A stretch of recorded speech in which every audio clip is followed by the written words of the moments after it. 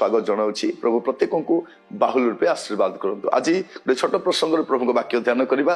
प्रसंग शीर्षक है निज कथा भावी देख। निज कथा भावी देख। मस्त खोलंतु जोहन लिखित सुसमाचार तार 21 अध्याय तार 11 पद। जोहन 21:11। सिमोन पितर जाई 153 बड़ बड़ माछरे भर्ती होइथिबा जाल कूल को टाणी आनिले आउ एते माछर सुधा जाल छिंडिला नाही। एठी आमे देखुछु एते माछ धरिले कहले तो यथेष्ट। बहुत माछ धरिले गणी हेला नाही कहले भी चलिबो। आमे विश्वास करथांतो बहुत माछ आसला जेतु यीशु कहिले से माछ धरिले। केते धरिले गणी हेला नाही हेइताता नाही। 153 बोल लिखाई छे। 152 नुह सेटा 154 मध्य नुह कौन 153।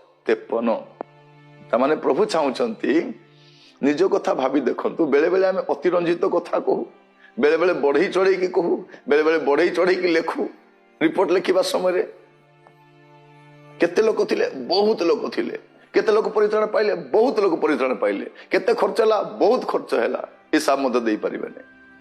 चर्च रे केते खर्च हैला निर्माण रे आज्ञा हिसाब दे ही बने बहुत खर्च हैला। मीटिंग रे केते लोक आस्तिले बहुत लोक आस्तिले। बाप्तिस्म केते नेले बहुत लोक नेले। हिसाब काहे हेई परिबने। जदि बाइबल रे एटा लिखा होची 153 तार उद्देश्य कोन? प्रभु चाहंती आमे मध्य हिसाब किताब रे पक्का थाउ। आमर पेन एंड पेपर वर्क ठीक थिबा दरकार। आज अनेक ख्रिस्टियन अनुष्ठान भारत रे बंद हेची तार पेन एंड पेपर ठीक नहीं बोली सरकार को दोष दौरान नाई। से ऑडिट समय से रिपोर्ट दे पारे नहीं। पैसा जो आसला तार हिसाब दे पारे नहीं बंद है। सरकार को दोष दे कौन करेंगे? जदि आमर पेपर ठीक था आमर कार्य ठीक था किए बंद कर पारि था। आज भी अनुष्ठान चली चेष्टा कर देखिले कि कौन आर्थिक क्षेत्र में से विश्वस्त अटंती। मुझे कहवाई चाहे छोट छोट दायित्व प्रभु आमको देइछंती। निज कथा भावी देखिबा। बेले बेले आम को कौन मीटिंग रे छोटे छोटे काम करने दिखती। ठीक भाव लिखु गोटे गोटे डायरी नहीं कि जातु पेन नहीं कि जातु कौन किणिले बिलाती केते किणिले आलू केते किणिले को काम रे केते खर्च हैला पानी केते आनिले लिखंतु। छोट दायित्व नहीं आप जितकी पैसा देते सब सरीगला आ हाथ 1000 टका मिसेली कौन कौन कल ना मुझे जानी ना कि अधिका खर्च हो गला। अनेक थर चर्च रे झगड़ा हुए कौन आम हिसाब दे पारि न था। लास्ट को पेपर गायब कर देवे। लास्ट को पेपर पढ़ी देवे वही खाईदेला हजिगला। एटा कौन है? निज कथा भावी देखा कहीं लिखा हो 153 ये आम हिसाब किताब ठीक रहा दरकार। प्रिय भाई भणी माने प्रभु आम चरित्र आम आचार व्यवहार को पवित्र रखा चाहते। आर्थिक व्यापार आम ठीक है दरकार। प्रभु आम को साहाय्य करो। हिसाब ठीक रहा दरकार। आपण को प्रभु जो दायित्व देइछंती लोक माने आपण को जो कार्य दियंती सेठी अर्थ को उचित भाव में विनियोग करबा पय तत्पर हेबा दरकार।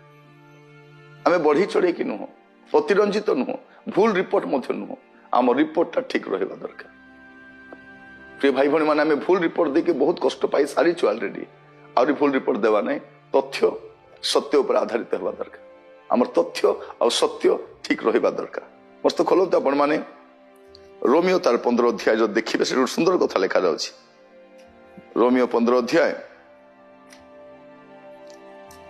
तार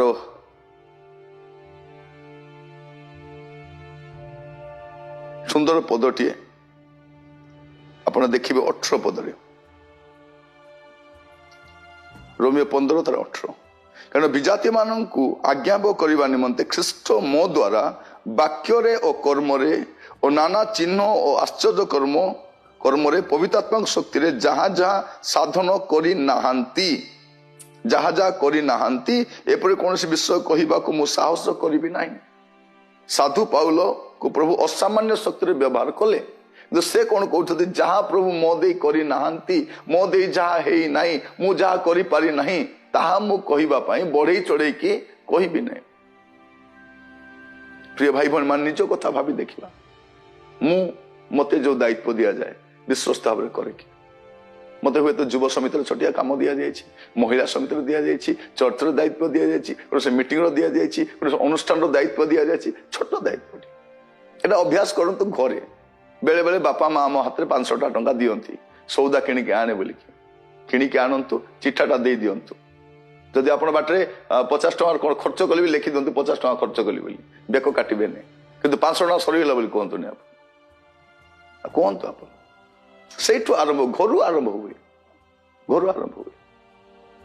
प्रभु बेले बेले आम लोक किसी किणवाई दियंती बाबू यहाँ नहीं किणिक आसे अमुक अमुक सामान आपण गोटे चिठा प्रस्तुत करंतु एटा एते हला एटा बलिला हेटी नियंतु पेपर सहित 500 टका देइथिबे 500 टका देइथिले 450 खर्च हला 50 टका नियंतु सेठु आरंभ हुए छोट विषय रु आमर जीवन रे आरंभ हुए प्रभु आमान को अनुग्रह करंतु छोट छोट विषय को अभ्यास करबा पय प्रिय भाई भणी माने इवन आपण को घर खर्च पय मध्य गोटे खाता प्रस्तुत करंतु कौन किणुछंती कौन खर्च करुछंती आप जब हिसाब करेंगे देखिए प्रति मास आप जापर केते अदरकारी खर्च होची सेटा आपण काटि पारिबे हमर धन अल्प अटे संबल अल्प अटे ताको विवेचना सहित आम खर्च करिवार अछि विवेचना घरेबाने प्रभु आमान को अनुग्रह करू निज कथा भाबी देखंतु 153 माने 153 52 कि 54 नुह प्रभु चाहंती हमर हिसाब किताब रे में भलो रहिबा दरकार निज कथा में भाबी कि देखिबा मु सेंती करे कि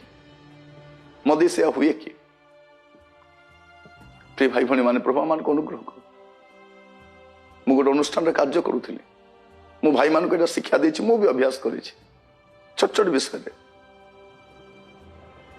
50 टका 20 टका 10 टका हिसाब देवा समय मध्य सठिक भाव रे हमर हिसाब किताब ठीक रहिबा दरकार प्रभु आमान को प्रत्येक को अनुग्रह करंतु आशीर्वाद करंतु निजर कथा निजे भाबी कि देखिबा मु हिसाब किताब रे ठीक अटे कि मु ठीक रिपोर्ट दिए कि मोर कथा मोर उक्ति ठीक अटे कि प्रार्थना करबा पिता परमेश्वर आपन को धन्यवाद दूची प्रभु वाक्य द्वारा कथा हितबारो प्रभु निज कथा भाबी भाबी दलो धन्यवाद दिए आमे प्रत्येक प्रभु आपण आपण विषय चिंता करूछु आज ठारू प्रभु सठिक रिपोर्ट देबा पई हमर कथाबार्ता हमर सब विषय प्रभु ऑथेंटिक रहिबा पई सहायता करो प्रत्येक को दया करो प्रार्थना शुणिल धन्यवाद दिए आदर महिमा गौरव आपन को दे प्रार्थना मोर प्राणर प्रिय यीशु को नाम रे मागिली आमेन आमेन प्रभु आपण मान प्रत्येक को बाहुल रूपे आशीर्वाद करंतु आसंता काली पुणी थरे नुआ अध्याय जड़ित हेबा सेतले पर्यंत प्रभु रे रहंतु प्रभु आपण मान आशीर्वाद करंतु नमस्कार।